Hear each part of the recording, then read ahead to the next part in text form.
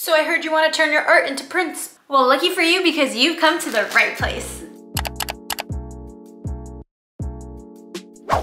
Okay, so the first thing that I want you to know is that it does not matter if you are a traditional artist or a digital artist, because by the end of this tutorial, you're gonna know exactly how to turn your artwork into prints. So if you are a traditional artist, the first step is to digitize your work. There are a couple ways to do this. If you are creating flat paintings, you can scan them in on a printer if your printer has the capabilities. The other option is to download a scanning app. I have one on my iPhone, totally not sponsored. I just love this app. Once you take the photo, it turns it into a very professional looking scan of your artwork. Now, the other option here is to physically take photos of your artwork. This is best if you have a really huge piece of art that doesn't fit into one picture. So what you can do is take pictures of each and every corner of the piece and then later bring it into Photoshop or another editing software to bring it all together. Now the key here is to have some sort of external lighting that is consistent. Don't just rely on natural lighting. You can, but if the sun moves and it's a cloudy day and the clouds come in, the lighting on your artwork is gonna be very inconsistent, and that's what we want to avoid. So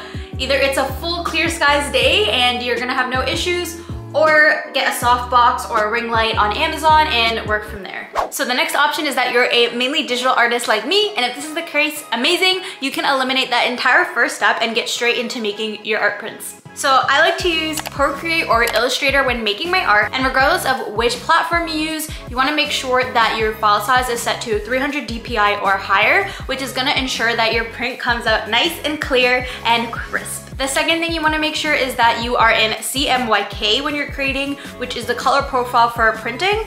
I'm not gonna lie, sometimes I forget to do this or I just don't do it, but that's okay. We can always change it later on right before we print. So once you've had all of the fun of creating your beautiful artwork, this brings me into the next step, which is putting your finished art piece into Photoshop. So I specifically like Photoshop because I always like to go in and tweak and edit my images before printing them, and I also like to control the print settings a bit more, which I can do in Photoshop. One thing that I do is make it a little bit brighter and make it a little bit higher contrast, because I find sometimes the colors don't always show up as I want in printing, no matter what my settings go to. So I always like to emphasize and amplify the brightness and contrast a little bit more, just because bright and bold colors are a part of my personal brand. So it's just a little something that I like to do. So once you're happy with how your illustration looks, head over to File and Print. And this is the part where we get to really be in control of how everything's gonna be printed. So the first thing you wanna do is where it says color handling, make sure that Photoshop manages colors is toggled and not printer manages colors, because that's how we're gonna be able to really set up everything how it's supposed to be set up. Next, over in printer profile, I personally select the Canon Pro 100 photo paper luster, just because I have a Canon Pro 100 printer, so I just match it up to my printer. So you can go ahead and match it up to your printer, and I click the photo paper luster because it matches the quality of the printing paper that I use, which I will show you in a second. The next thing I do is select hard proofing over normal proofing. I'm pretty sure that just makes it so that the picture that you see in the left shows what it's actually gonna look like when you print it. And then I hit up working CMYK, which makes sure that my colors look proper. Then I make sure all of these printing marks are turned on, especially when I have photos like this that are white. That way I just know how much to cut off, because the paper that I'm using is 8.5 by 11, but my print is supposed to be 8 by 10. So when I cut it off, I wanna make sure that I can see all the corner crop marks, which you'll see when we actually print it. Next, I head back to the top up to the print settings dialog box.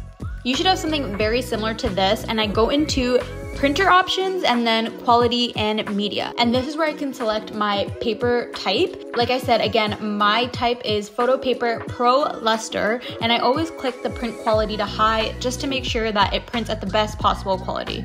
And that is literally it. Once that's done, you can go ahead and click print.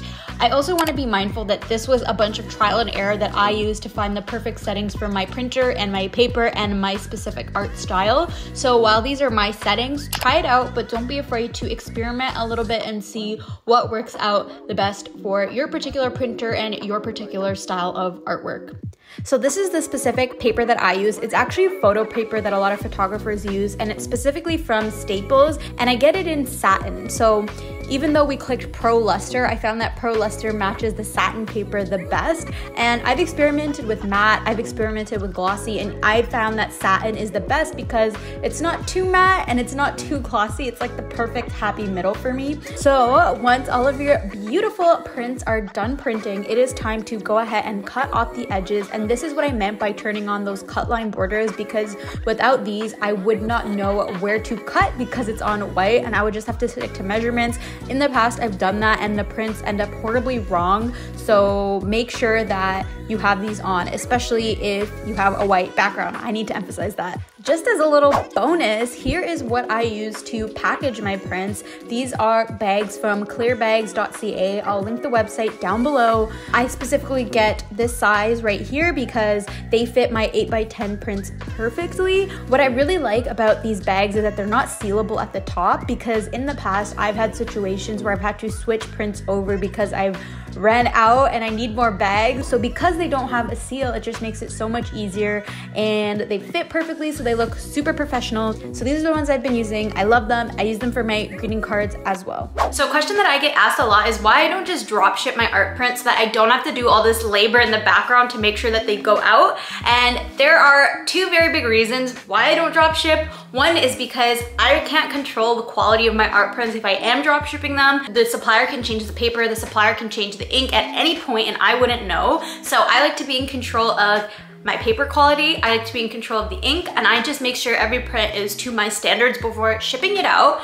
And that kind of goes into the second reason, is being able to personalize each and every order. I like to always write a thank you note to all of my buyers and my customers, just so I can give them a little something extra. I like to hand package them and hand wrap it, and I think it just makes it a little more personal. And who knows, in the future, if my shop blows up and I'm selling out prints left, right, and center, maybe I will find a drop shipper that I trust to send out my art prints. But yes, for now, I do prefer to do them myself. If this video was helpful, make sure to give it a thumbs up and subscribe. And also, I post every single Monday in case you didn't know, so don't forget to hit the bell notification below so that you don't miss a single video. So I'll see you in the next video, friend. Peace.